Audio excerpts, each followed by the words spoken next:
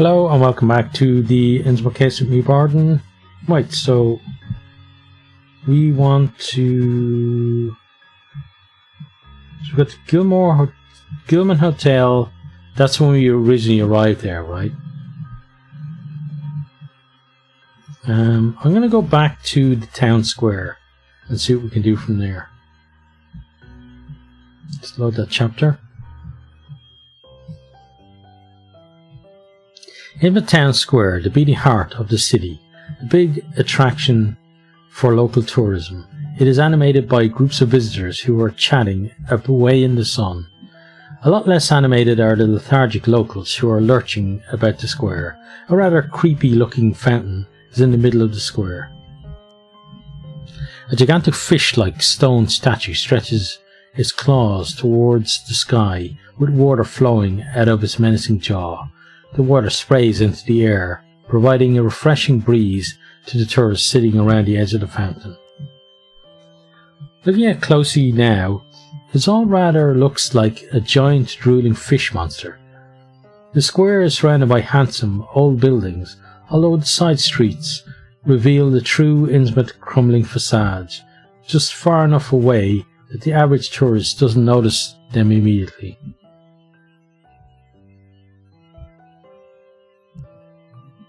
You also notice the mean grimaces of gargoyles sternly looking down onto the visitors from the corners of their buildings.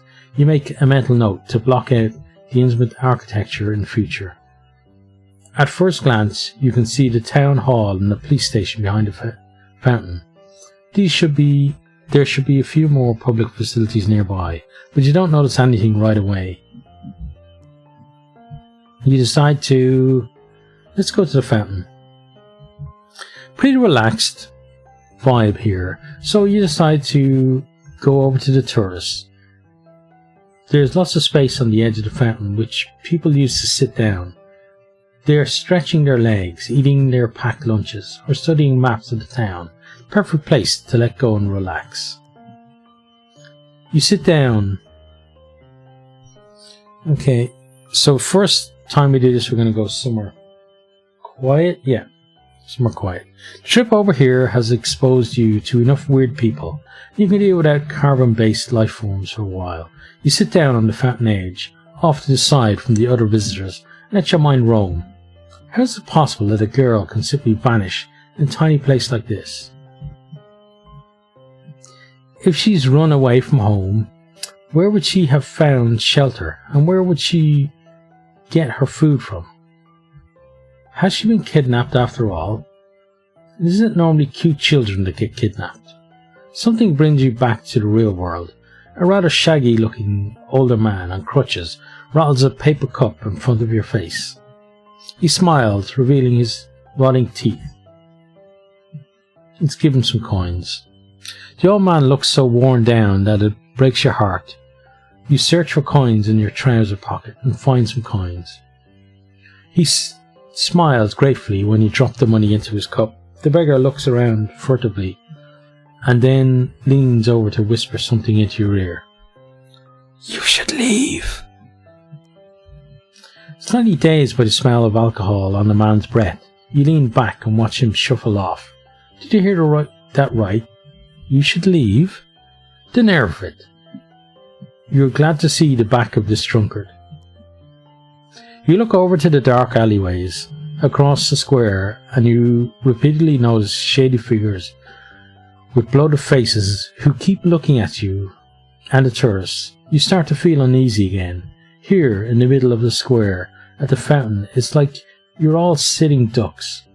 The sun that was so warm in your face suddenly disappears and is replaced by a greyish silhouette. Without noticing them beforehand, two men have approached you. They smile nervously and appear to be presenting you with a book. Your insides clench up and your fingers dig into the stone of the fountain. You know this kind of smile. Are these like Jehovah's Witnesses or something? They are... It's got to be religious fanatics, right? Religious fanatics. Religious fanatics, the kind that gets you out of bed on Sunday morning and force you to put clothes on and answer the door. You've tried to chase them away, curse them, and wish eternal damnation on them so many times, but now they've found you here in Innsmouth, with the sole purpose of ruining your weekend. They stand in front of you with a strange smile. Ask them what they want. What do you want? You hiss. Oh, sorry. What do you want? You hiss. Here's the thing. You usually know when you're being a bit of a brat, and you'd certainly count this interaction, which is why it's a bit disconcerting that the two of them all of a sudden look at one another excitedly. That's when it suddenly hits you. You just ask them to talk. You've given them exactly what they were after. The blonde one starts to talk while his partner hovers in the background and breathes heavily. He holds up a book. The green cover has a delicate golden arboresque pattern that reminds you of something. Do you have time to speak about Dagon, our Lord and Saviour? He puts on his best salesman smile. Dagon? The man in the background still presses the book against his stomach and breathes loudly. The guy in front of you chuckles contentedly. Yes, Dagon. The Esoteric Order of Dagon is the primary religion here in Innsmouth. Our religion, the other man chips in. Who would have thought? Hablan español?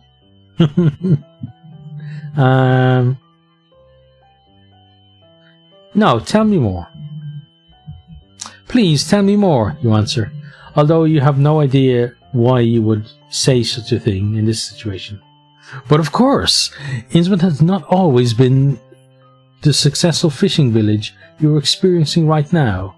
The man makes an expansive gesture with his arm, from the fountain to the trash cans.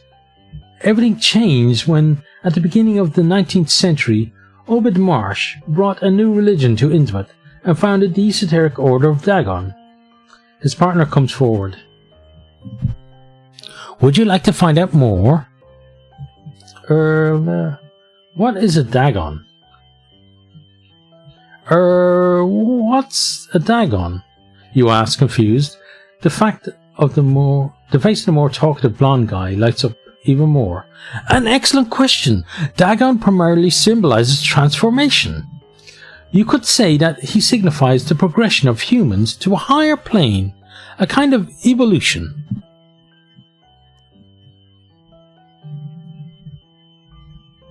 Don't you sometimes want to get rid of your mortal shackles? I mean, what is it that you have up here apart from misery, war and greed? The Esoteric Order preaches that it is our destiny to leave the surface behind and spend the rest of eternity in the depths.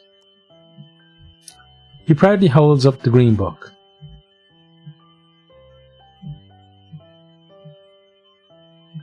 And there's no greed or pursuit of money down there? You're not convinced. You've seen too many TV shows in which people were dropped on a remote island only to backstab one another. And there's no greed or pursuit of money down there? Of course not! The money turns into papier-mâché down there and eventually disintegrates. Good point. What about coins, though? And what do I have to do to get into this underwater paradise? The man draws in a sharp breath. Well, hold your seahorses, you know. You know, the Order of Dagon is a small but dedicated community. We are generally very open, but those interested need to prove that they are serious. After all, you can't just let anyone into paradise.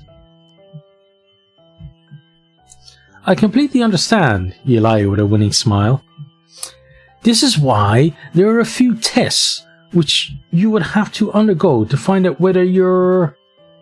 Here the guy takes a perhaps slightly embarrassed break. Worthy? Tests? No problem, I'm worthy. The two men start squealing with excitement and start fanning themselves with their big books. Wonderful! That's exactly the kind of attitude that's going to get you to the bottom of the sea. Sounds great. I think I'd like to join. Visibly delighted by the statement, the man hands you a small white card. Here, why don't you drop by our church sometime? We're just by the harbour. You put the card into your pocket. The two men wave at you enthusiastically as you walk off. Interesting. The Church of Dagon is the predominant religion in this otherwise godforsaken town. An exotic cult in a remote and secluded community. You're not quite sure what to make of it yet, but for now you consider the two to be harmless. Okay, enough time wasted. Where are you going to head now? So we need to kind of follow this through to the end, I think. Let's go to the Church of Dagon in the harbour. Ismit Harbour's signpost is much better than the local hospital. You wonder if a hospital is even needed here. It's a half-hour walk. A mile-long carpet of cobblestones is now ahead of you. The traffic in Boston is more hectic, but at least they have heard of asphalt before. As you keep walking, there are fewer and fewer residential buildings along your path. In their stead, there are now warehouses that must be fish markets due to the smell. You can also hear the occasional metallic clanking from nearby workshops. People in grey raincoats are walking toward you. They're probably fishermen who have some errands to run. Now and again, in that split second, when you pass one another, you catch a glimpse of the faces hidden under the hoods. Puffy eyes that look at you suspiciously. Although there are a few clouds in the sky, there's no chance of rain as far as you can tell. Why are they all wrapped up like that? You wonder if they have a sixth sense for approaching storms. The sounds of the rhythmic blows of a hammer nearby tears you away from your thoughts. It would be interesting to watch the work in the shipyard, but little Tabitha is likely to be here to play.